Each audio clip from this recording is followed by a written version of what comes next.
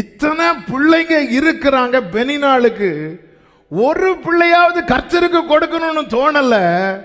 ஆனா இந்த அன்னாள் வந்து சொல்றா, ஆண்டவர் நீங்க எனக்கு ஒரு பிள்ளைய கொடுத்தீங்கன்னா நான் உங்களுக்கே கொடுத்துறேன் ஆண்டவரே.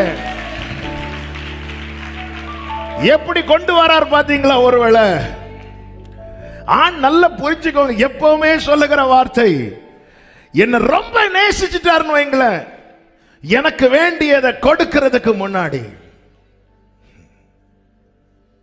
ஹல்லேலூயா என்னை அவருக்கு உகந்தவனாய் உருவாக்கி நிறுத்துவார்.